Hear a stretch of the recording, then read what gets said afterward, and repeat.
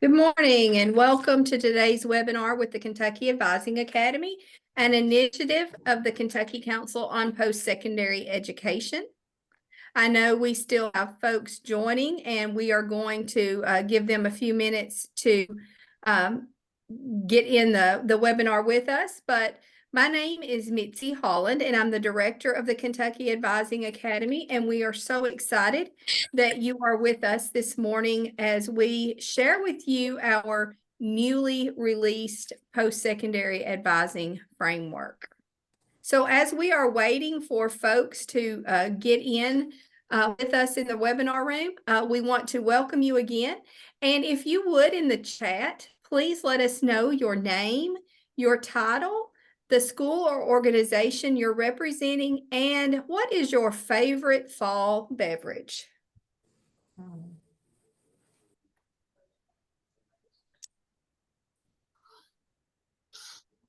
We do, again, appreciate everyone making time to be with us today. And for those of you who do need ELA or Frisky credit, that will be available at the end of our time together. And if you will complete the evaluation, that is how we will be able to send you your certificate.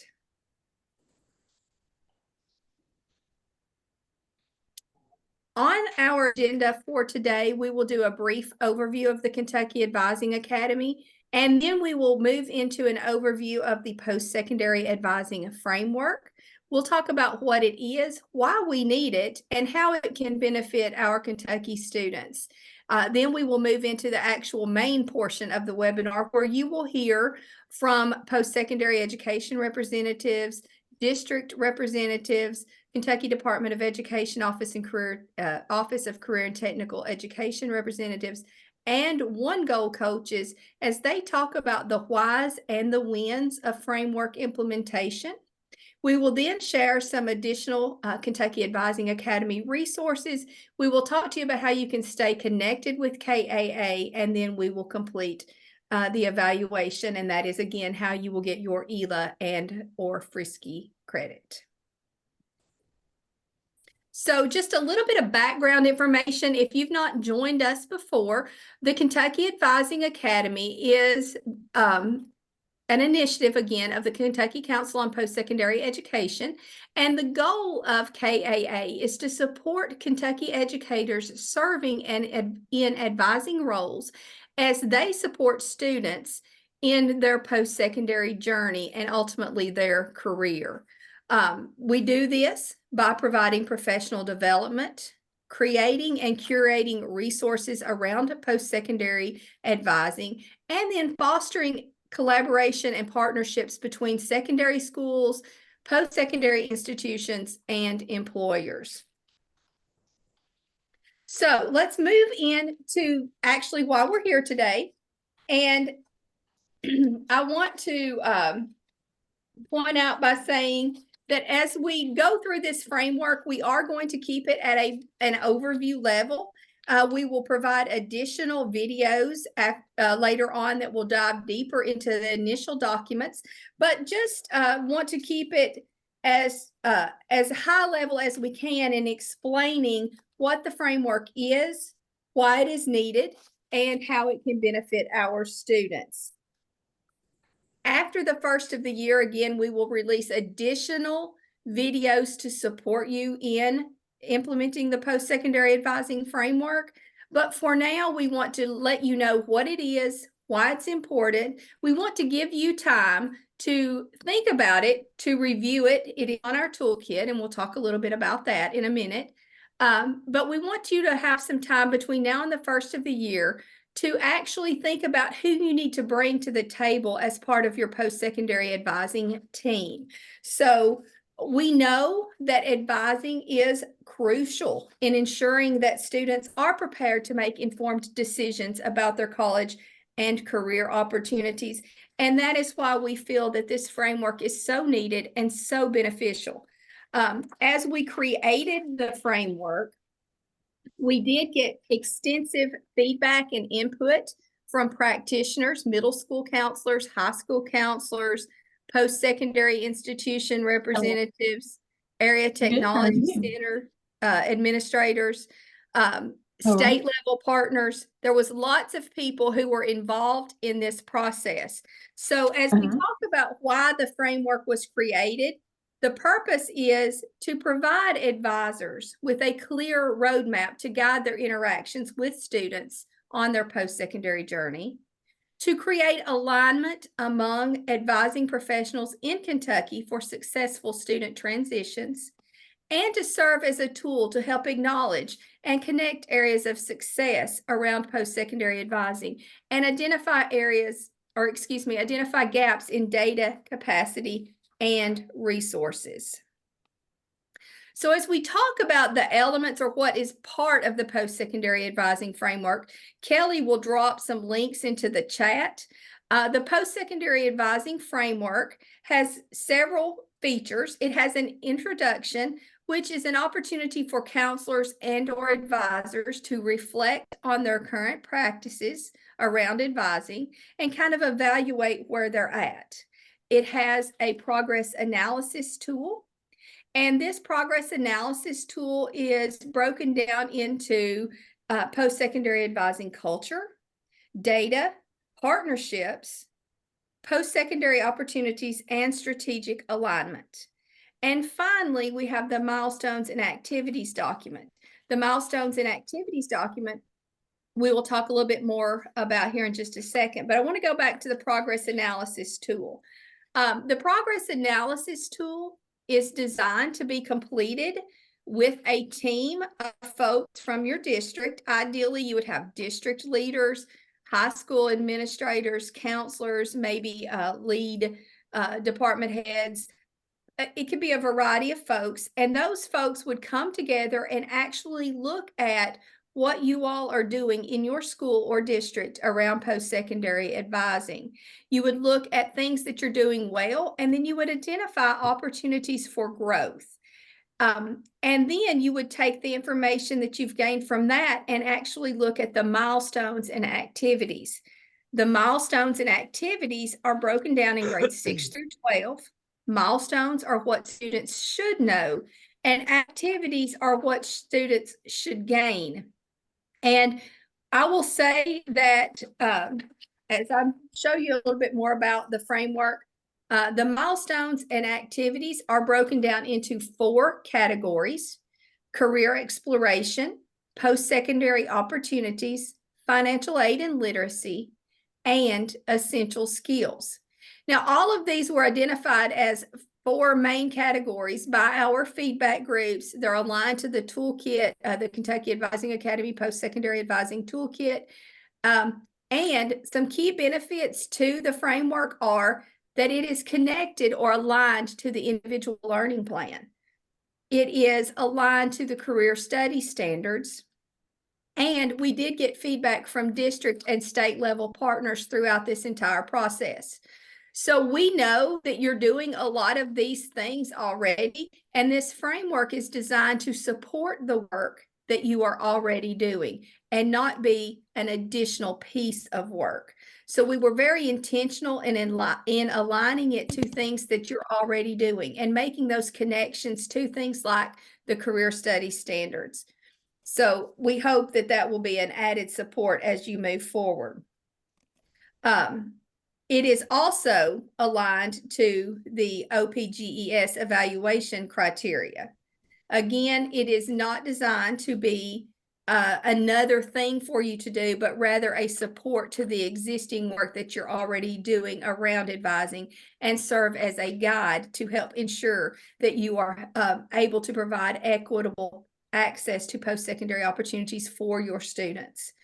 So if you are able to implement and adopt the framework within your district, you would be able to better support district goals related to college and career readiness. You would have the opportunity to look at data and help make informed decisions around post-secondary advising. You would have access to the training materials, the implementation guidance that is available for this framework. So one key thing that I failed to mention, and I apologize, but when you take this document, we also have guidance that walks you through the entire implementation. And in a few minutes, we're going to introduce you to some panelists that will talk about the implementation. But I want to back up and talk about the partnership for the development of this framework with Education Strategy Group. And we have two ladies representing ESG on the call with us today. And they have been instrumental in helping us create the framework and make sure that it is aligned to the things that we need it to be aligned to in Kentucky, the ILP, the career study standards, the OPGES criteria. And they have created, with our partnership, implementation guidance that is very detailed and walks you through all the things that you need to do to implement this within your district. And the future videos we create will talk about how you can use this implementation guidance, the training materials, and all the things to implement this in your district successfully. In addition to that, you will build internal capacity for effective post-secondary advising, because we know that one person can do it all alone. It takes a village, and it takes adults working together. And you have lots of folks in your building that can support you in advising. So that's what the framework works to build, is that internal team. And then obviously, if you choose to implement the framework in your advising system, then you would have continuous support from the Kentucky Advising Academy. So as we now have talked a little bit about the overview of the framework, what it is, and how it can benefit your students and your district, we're going to now move into the actual question and answer portion of our webinar. And I want to welcome several panelists here with us today. We have Dustin Dunley from One Goal, Heather Zoll from One Goal, and Dustin supports Jenkins Independent, who is actually piloting the framework, and Heather supports Christian County Schools, and they are piloting the framework as well. We have Monica Rice from Owensboro Independent. They are piloting the framework. We have Dr. Ben Littlepage from Murray State University and John Pace from the Kentucky Department of Education Office of Career and Technical Education. So thank you all for joining us today. And I am going to stop my screen sharing so that we can pin you all to our screen and let everybody see you all. So bear with me just a second.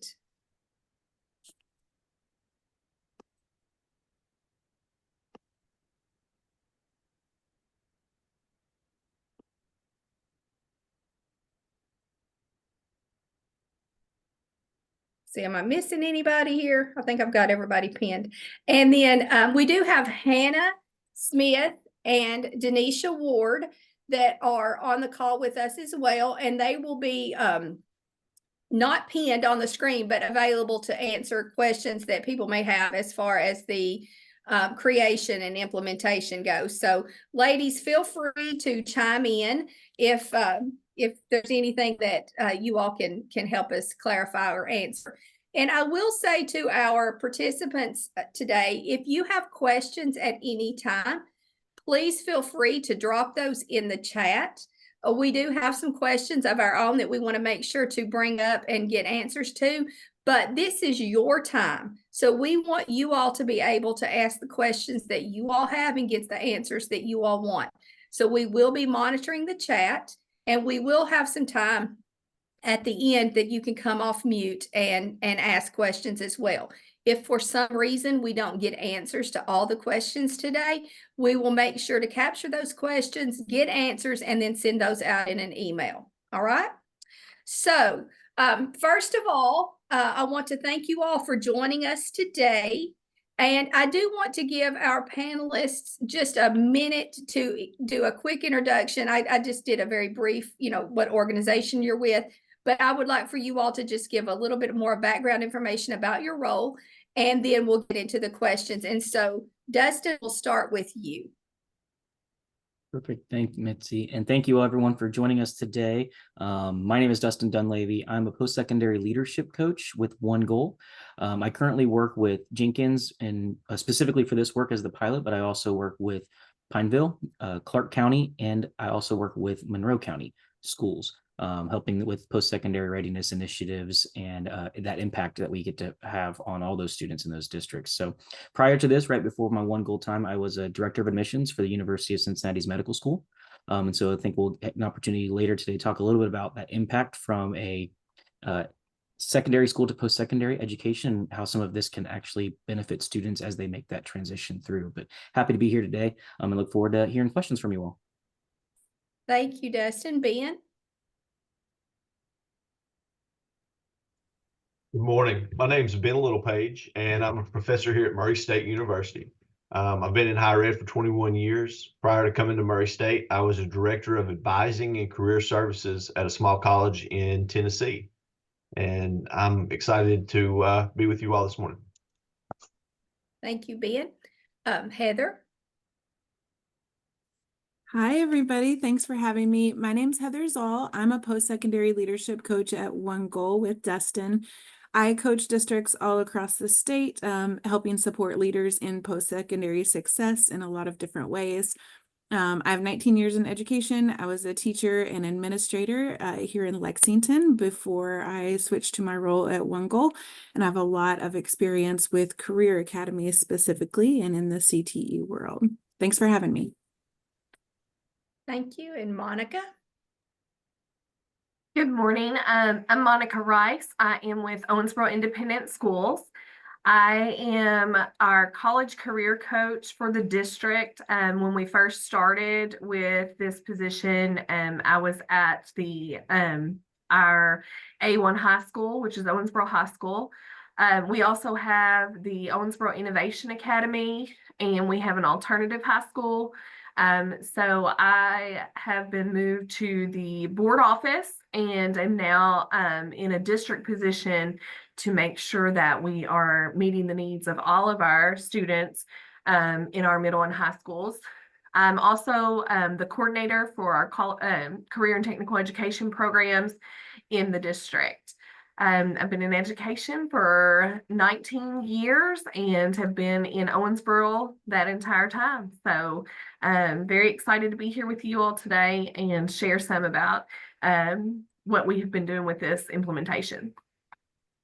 Thank you, Monica. And last but not least, John.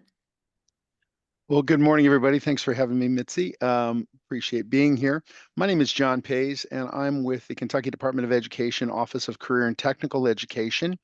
And I support CTE teachers with post-secondary and career readiness.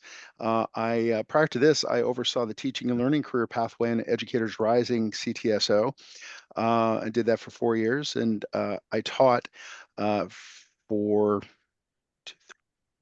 I've been in education for 16 years, and prior to that, I was a chef in food service management. So I'm a career changer. I married an educator. She didn't like my schedule, so she put me on hers. Well, we appreciate you all being here. So you can tell that we have a wealth of experience and knowledge, and we have a lot of different perspectives. So it's going to be an interesting conversation. And we're going to start off. I want to ask specifically Monica and then Dustin and Heather on behalf of the districts that you're representing. Why did you want to implement the framework within your district, and what were your district's motivating factors for implementing? And Monica, we'll start with you if you are okay with that. Great. What we have found is that between our 2 middle schools and our 3 high schools, we had great things going on, but we were not streamlined.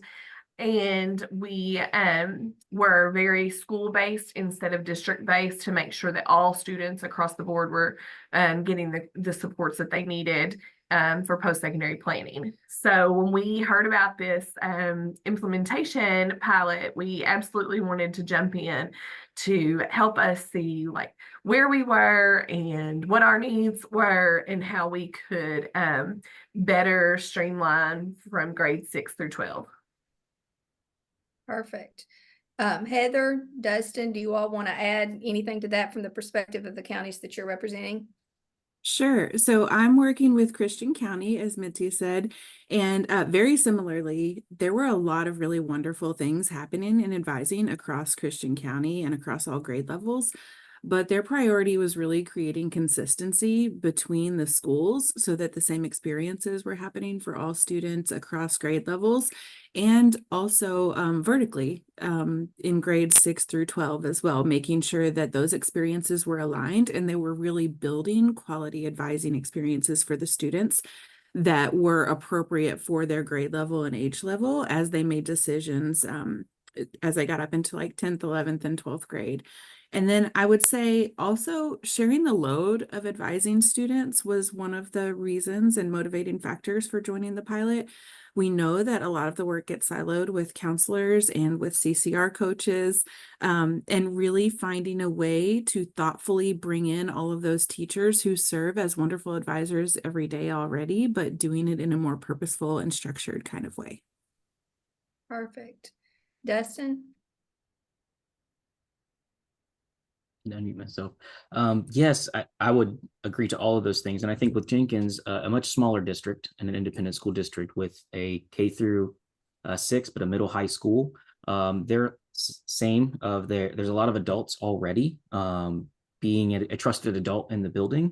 And so trying to capitalize on those relationships that are already built, but also allow those relationships to have a little more support from an advising framework. A lot of teachers want to be able to help, or adults in the building want to be able to help, but oftentimes the resources maybe aren't there readily available. And so that fidelity of here's something that we're all going to work off of, here's something that we can track, and we can see that progress and impact that these things are having through that data piece, I think is a big part of where Jenkins was wanting to go to that next step of, we know we're doing great things here, but we want to make sure we're tracking and know students are slipping through the cracks because they're not receiving the same kind of support that other students might be receiving. So.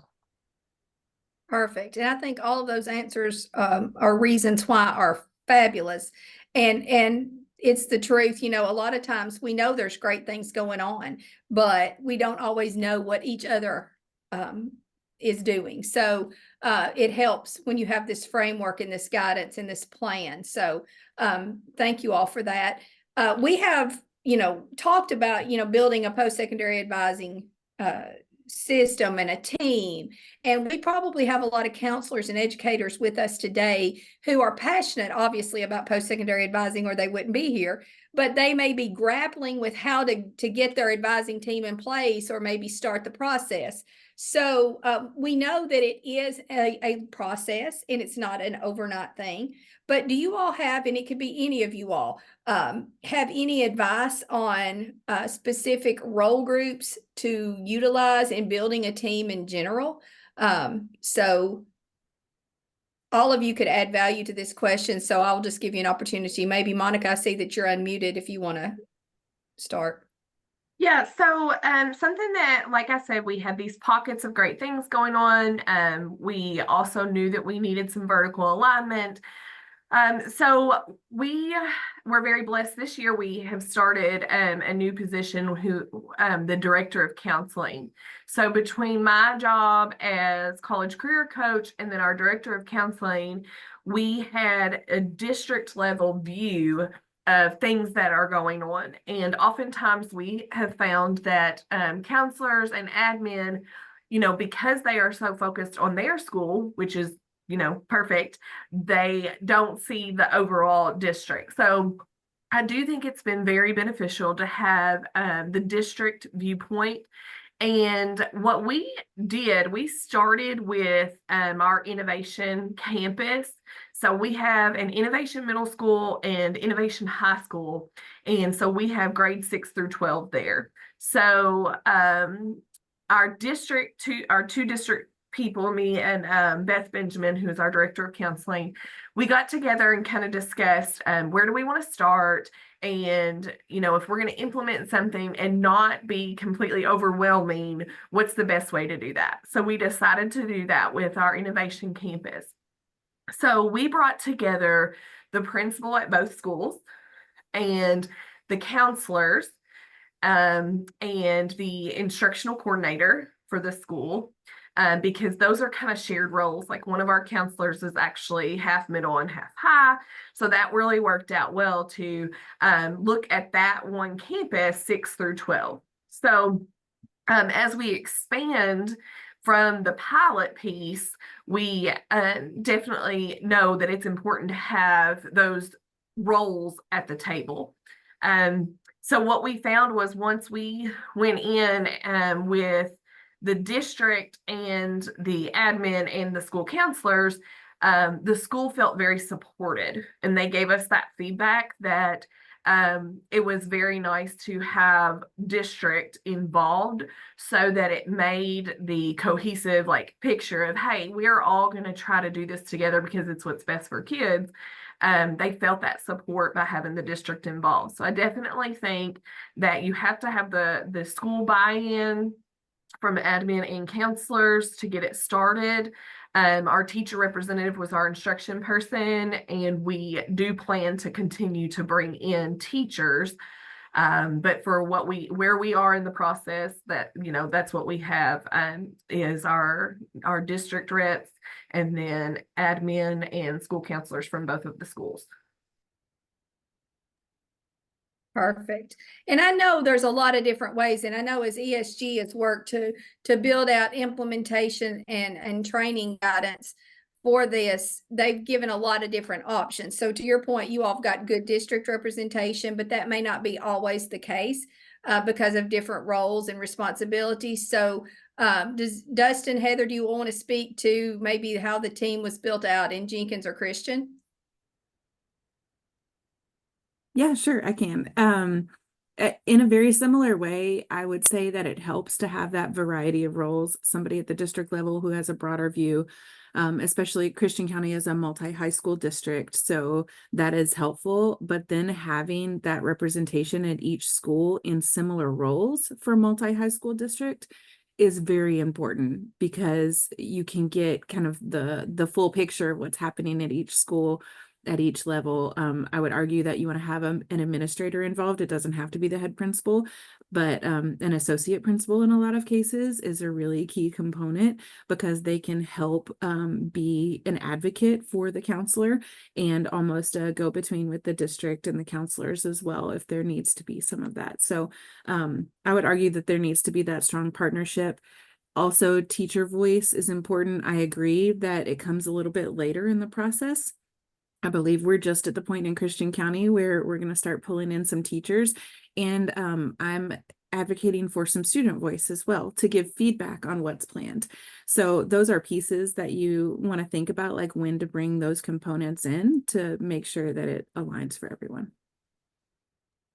Perfect. Dustin, did you want to add anything to that? Yeah, I think the only thing I would add is when you're thinking through what teacher voices to add, not continuing to lean on the same teachers that continue to step up because they are already full with the types of things that they're involved in and engaged in. So I think it's helpful to think through and maybe identify some possible leaders that maybe just need to be given that opportunity to be in that space to lead when you're thinking through those things. So I think that's the big one, because if you get someone that's overloaded and can't take on some of the initial implementation of that, and if they're a leader already within that circle, it may create some more uphill implementation that you don't necessarily need. So that would be the only thing I add.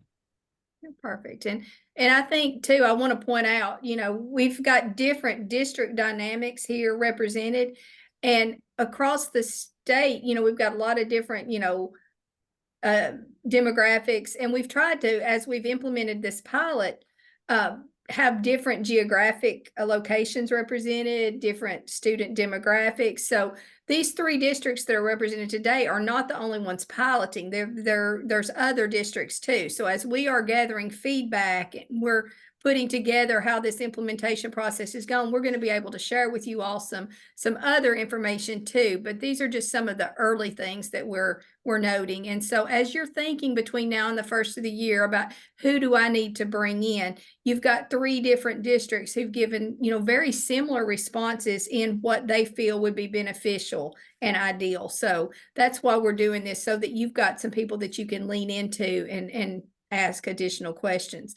I'm going to kind of shift gears just a little bit, and I want to talk to Ben and John a little bit about their perspectives. Ben, you're higher ed, a professor, but you've also had some college admission experience. And typically this framework is designed to support secondary counselors or secondary advisors so that students can get the information and the things that they need to seamlessly transition to post-secondary and ultimately their desired career. So how do you see this framework strengthening that transition from high school to post-secondary? And then how does it impact the work that you all are doing on the secondary level?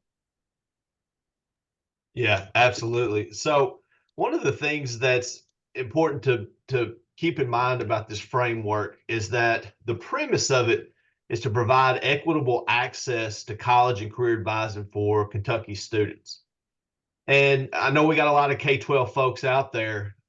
It's an enormous burden that's placed on guidance counselors, college career coaches to ensure that every junior and senior is equitably represented when discussing plans for the future. And it's also an unrealistic burden for college admissions counselors, financial aid counselors, academic advisors to remember everything that they need to tell a student, as well as have the adequate time to give them that foundational knowledge.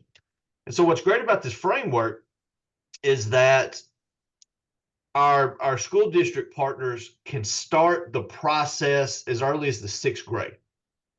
And the framework gives you a starting guide, who to get on board, what activities to involve them in, what resources to expose them.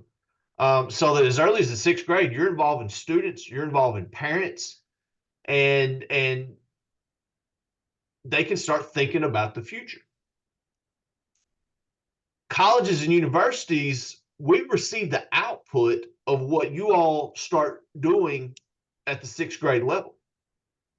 We benefit by having students that come through the process that are informed about college and career planning. They're informed about the matriculation process from high school to college. They're knowledgeable about our academic catalog and the career pathways, and the output of what you all start helps us institutionally by helping us with things like our performance funding metric, making sure that students who come through aren't taking unnecessary credit hour accumulation. At the higher ed level, we're making sure that students have reduced costs by making sure that they're moving through this process as seamless as possible. And so it's going to benefit higher ed institutions tremendously when school districts adopt and implement this framework. All right, I have a follow-up to that. Yeah. So we talked about some of the benefits, and then Dustin, I want to give you time to chime in, but in addition to the things that you mentioned, the framework provides a lot of opportunities, and I know there's already a lot of great relationships with, post-secondary institutions coming into the high schools and that sort of thing, and the lots of great things going on. But do you think that it can help strengthen that relationship, and knowing that students have milestones and activities to complete college applications, to complete the FAFSA, and the supports that that are in place for those kinds of things? Can you speak a little bit about how you just think it might strengthen the admissions process, the financial aid awareness piece, and those kinds of things? Absolutely. So it's school districts are very community facing. And so one of the things that this framework is going to allow it to do is bring parents and students into the school and have events that are dedicated to filling out the admissions application, or at least educating them on how to do that. Same thing with the FAFSA.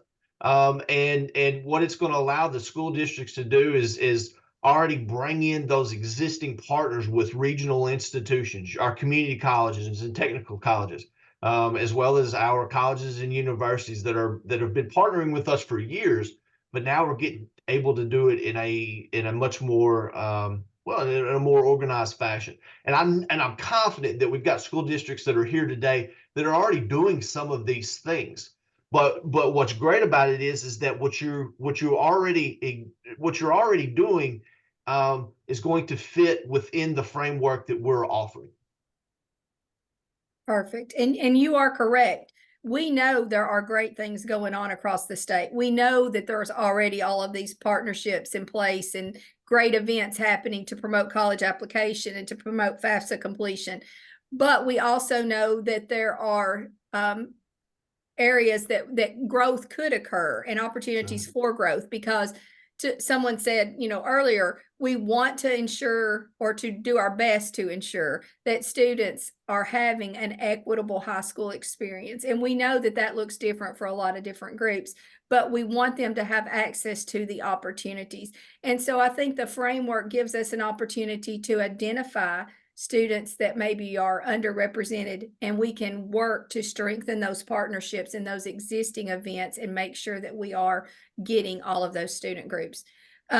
Dustin, you mentioned that you'd had some work previously in college admissions. So do you want to speak to how you think this could strengthen that partnership, and just knowing that students are having exposure to these milestones and activities from a higher ed perspective? What do you think about that?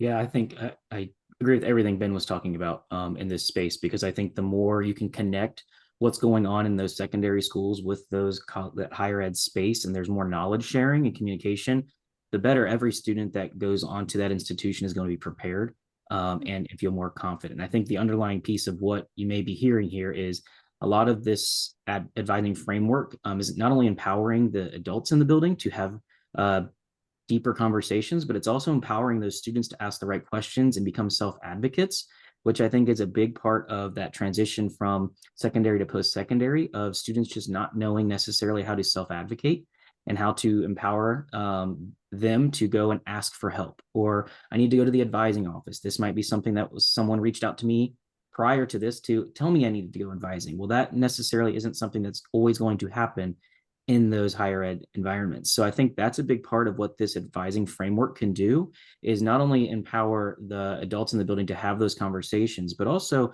it's giving that opportunity for students to be a part of that planning process. And the more that they can do that, the earlier they can do that, the more confident they're going to be as they are juniors and seniors and going into that first year in a higher education institution. As someone that has most recently been in that graduate space of a doctorate program where students are becoming doctors, you can really see those that were provided an opportunity to be a part of their planning process very early on, and the way in which they interact in interviews for academic spaces or interviews when it comes to jobs.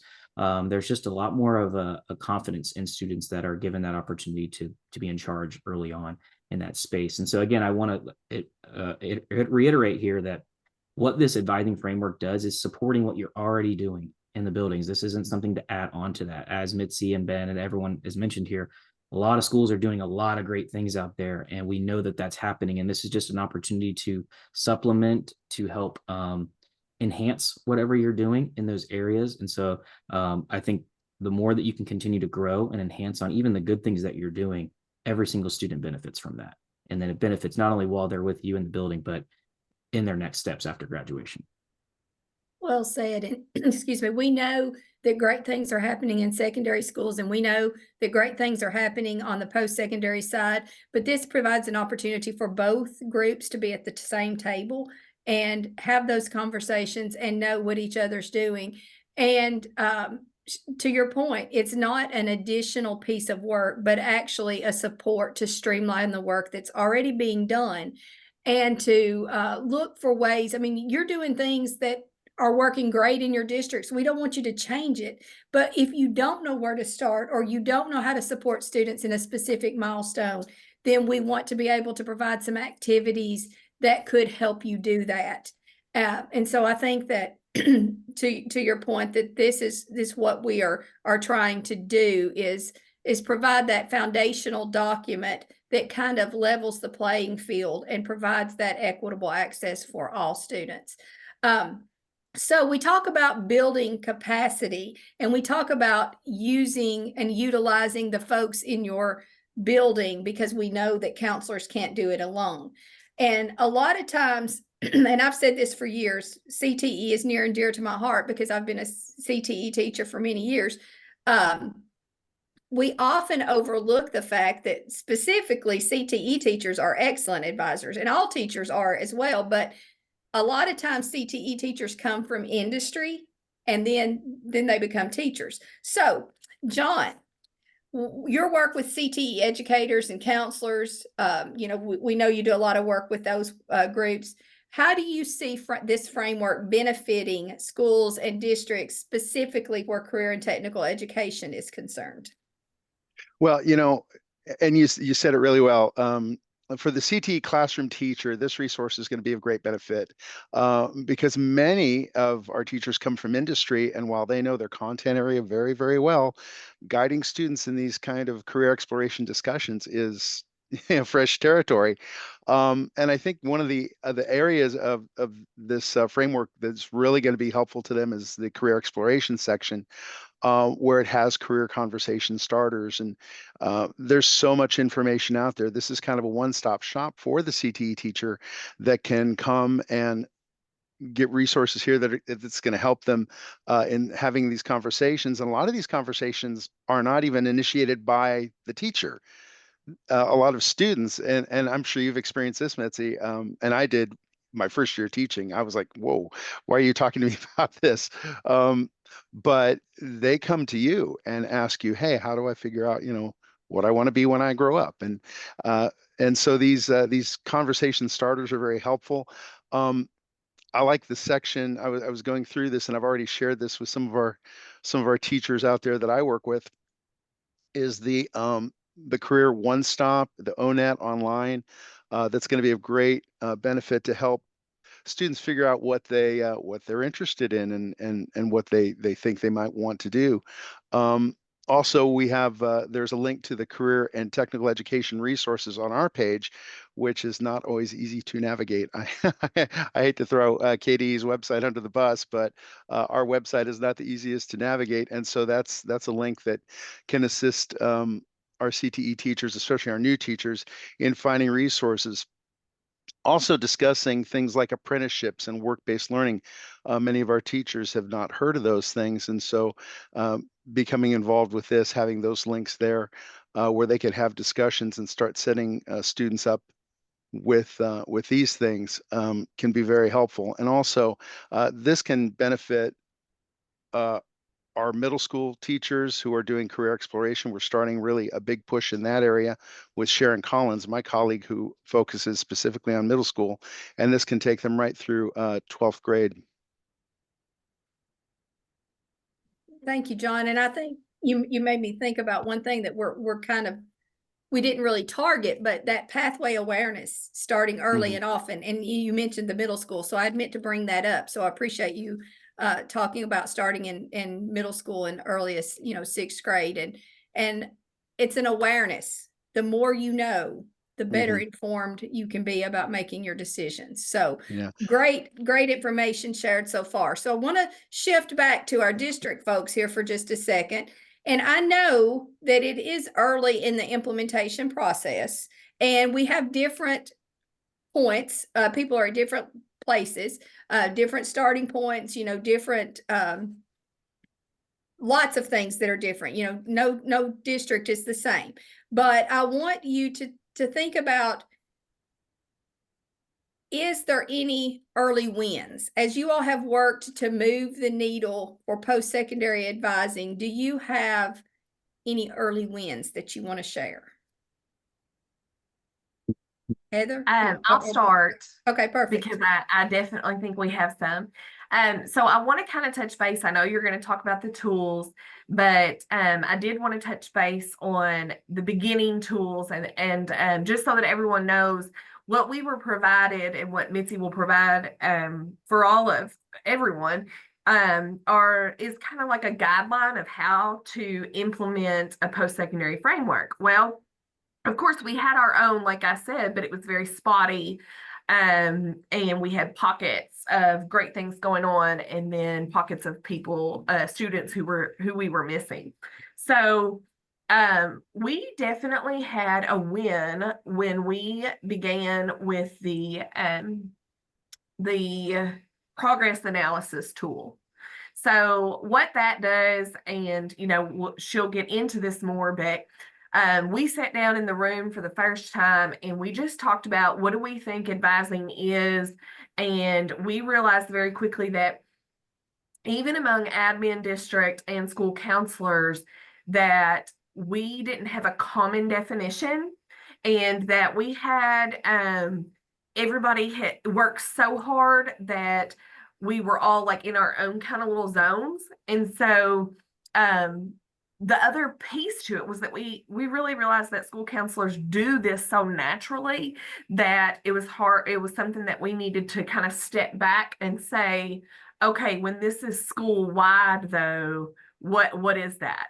And the progress analysis tool really helped us with that, because we looked at, okay, what is our advising culture?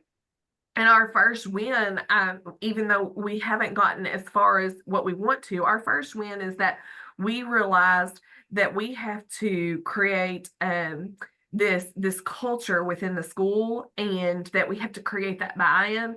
And just all of us through our conversations and really just going through the progress analysis and looking at the resources, I think that our first win was just us getting on the same page.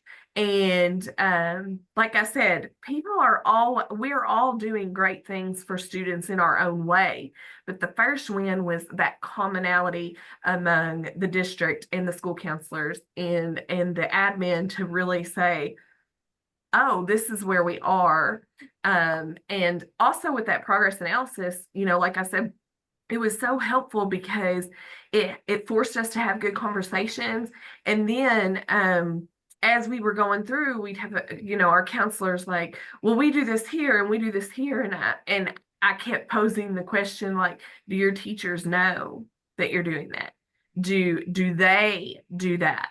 And so those questions were really helpful to really get us all to kind of stop in our tracks. And the win was looking at it from a different perspective, and us getting together before we pull in teachers and students to just really make sure that we set this common foundation and what we want that culture to look like, so that message goes out to everyone at the same time.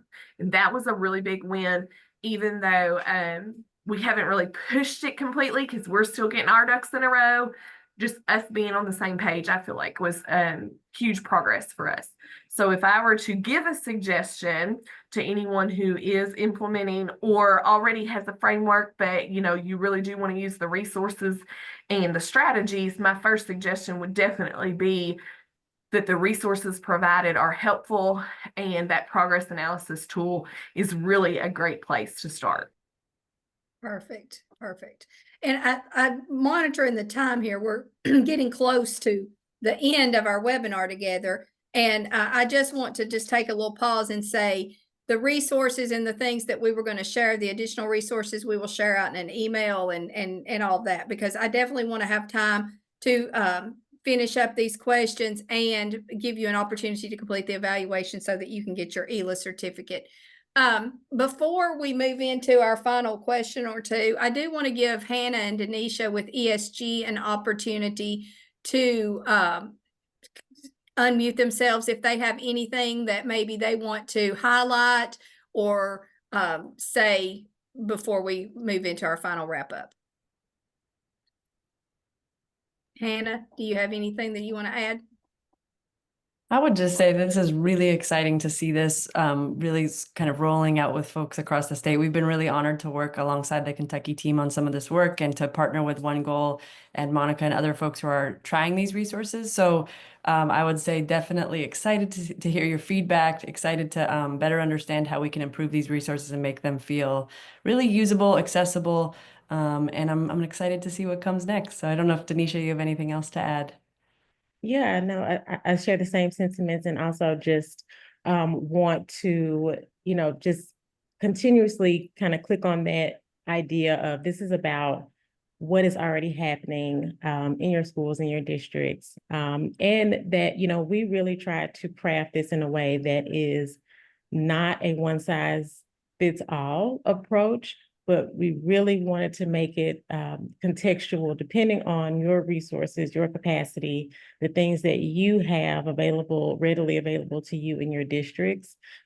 So I hope that you see that in all of the documents that are currently publicly available on KA's website with the framework, the progress analysis tool, and all of that. And then in the implementation tools, once you see them as well, that we really try to, be really specialized and focus on the contextual elements that really are important to making sure that this work can happen across the board in a way that is authentic and effective for your own districts. So yeah, just looking forward to continuing to see how everything takes shape across many more districts and appreciate all of the work that One Goal and the districts that are implementing so far are doing across all the pilots.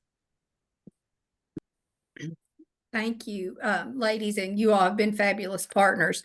I did see a question in the chat about where can you find the milestones and activities. If you go to the KAA Post-Secondary Advising Toolkit, there is a link to the Post-Secondary Advising Framework there. And Kelly, if you don't mind, if you can drop that, thank you. I was going to say you could drop that in the chat for us. We'd appreciate it. So lots of great points brought up, and Denisha and Hannah both mentioned that this is designed in a way that, you can start where you are. There's no wrong or right, and it's based on what you need in your district or in your school. And the beauty of this is maybe you don't have the capacity to do it all, but you can choose one milestone or one category, and you can work toward that, and then you can grow.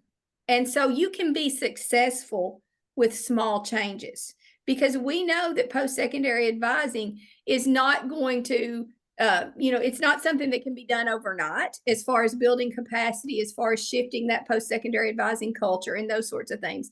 But every step forward is a step in the right direction. And so I think that we're getting the tools that we need to make this work and to make this happen. And the pilot districts are going to be a wealth of knowledge to ensure that we are creating the things that we need to roll it out statewide. So excited about that. And I want to just re-emphasize that this webinar was a very high-level overview of why it is needed, how it can benefit, and we will have other videos and other documents to support you in the implementation process. So we hope that this has really sparked some interest and made you have additional questions and you want to know more information. So we will be able to guide you as you work toward implementing. So I do want to encourage you to take a look at the framework and think about who you need to bring to the table. Before we get into the evaluation and the final wrap up, I do want to give Dustin and Heather an opportunity to speak to any wins that maybe Christian and Jenkins Independent have had. Heather, do you want to speak? Sure. I was going to let Dustin go first if he wanted to this time. Yes. So I loved that you all talked about including the middle schools in this conversation. I would say that that has been one of the biggest wins for Christian County so far in our work, is that we had a really purposeful conversation about the way that the middle schools and high schools were working together to introduce the pathways at the secondary level to 7th and 8th graders. And they have planned out like a staged experience for 8th graders now that didn't exist before. Before, they were just having like an orientation. They spent a couple of minutes being introduced to each pathway at the tech center, and then they were given a card and they had to rank their top 3 choices, right? Which I think is so much the experience that a lot of different districts have for their students. And now instead they have created a multi series experience for their middle schoolers to be exposed to those pathways and to learn more about them and to actually spend time with students and teachers that are in those CTE pathways so that they can make more educated decisions going into ninth grade and going into high school about what they might be interested in. So they've created kind of this almost year-long experience for the middle schoolers to make sure that they're making those right choices. So that's been the big win so far. And we've only had just a couple of sessions of implementing this so far. Perfect. Dustin? Yeah, at Jenkins, again, a smaller school district, when working with them. But I think the biggest thing, we've done it in kind of more of a staged approach, or a tiered approach. And so the very first thing that I had them do from an introductory standpoint was just to go in there, as you all have like been seeing all these resources, go through and look through the resources. And at that point, we had different perspectives in the room of how do you feel these resources can help do what you're already doing. So again, that alignment piece of this isn't new, this isn't, or not new, this isn't something additional to do, but how can this already support what you're doing? And the feedback right away was, oh, I could use that for this, I could use that for that. And it was very much an opportunity for people in the room to feel validated and feel affirmed that what they're already doing is correct, it's working. Here's some other resources to help strengthen all the efforts that you're already doing in the building. So I think that was the big win. And tomorrow we actually with Jenkins to go into that next step and dive a little deeper into how this framework can be implemented within the building and their structures they already have. So more to come as far as that feedback goes, but the initial reactions of this is just a great resource for me as an adult in the building to better support my students. Perfect. Thank you all. And I hope that we have really reiterated that, small victories, that's all it takes. So we are excited about that. And I'm trying to remove Dustin's pen here and get my screen share or my screen back up where you all. Mitzi, I know we're running out of time. Can I add one thing? Yes, absolutely. Okay. I just want to echo what Mitzi said. And I really think that one of the greatest things you can do right now is just to go in and look at the resources. But I just kind of want to say that there is so much, but you're on this call because you're passionate about this. So when you get in and you see it, you're going to want to do it all. And what Mitzi said about little wins and small steps, that's where I think you will really make progress, because we had to kind of take that step back where, I'm a nerd who gets into this, and our whole team is, because that's why we're in the business. We want to make a difference in students' lives. So really taking that step back and making sure that we're doing small steps and making sure that we are being very intentional with what we're doing, because there is so much to true post-secondary advising, that those little intentional pieces to grow. And so I just want to echo, Mitzi, what you said about those small steps and small wins. Thank you, Monica, because we know it can be overwhelming, and we know that time is a challenge and things like that, but you can start small and build out. And so I thank you very much for bringing that up. We are nearing the end of our webinar, and there's so many more things that I wanted to talk about. An hour is just not enough time, but we will follow up with an email that has links to all of the resources that we've talked about, to our toolkit, to the things that we've talked about as far as implementation guidance and those sorts of things. And if it's okay with the folks on our panel, I'll share out their contact information so that if you have specific questions, you can reach out. I certainly hope that you will reach out to us if you have questions. I will include our contact, Kelly, Norman, and we will be glad to support you in any way that we can. So I will include all that. If you wouldn't mind, we would ask that you take just a moment to complete our evaluation. Again, that is how we will be able to send you your ELA certificate or your Frisky certificate. And that is how we know what you all need. So we do welcome your feedback so that we can better meet your needs and support you going forward. If you want additional information about the framework, if you want us to contact you, I think there's a question on there for that, and we will certainly be able to do that. Again, I want to say that we will have additional videos to support the implementation. We have extensive implementation guidance available, and we will share that out.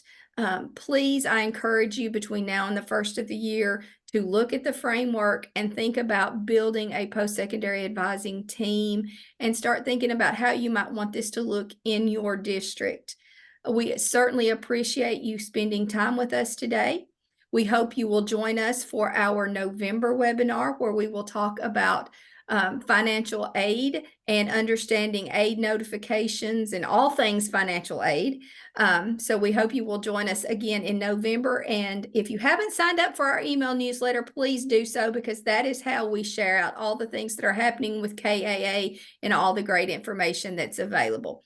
So with that being said, we certainly hope you all have a good rest of your day and a great week. And thank you again for joining us. And thank you so much to our panelists. We appreciate you all very much. And thank you to Hannah and Denisha with ESG for all the work that you all have done. You all have a great day.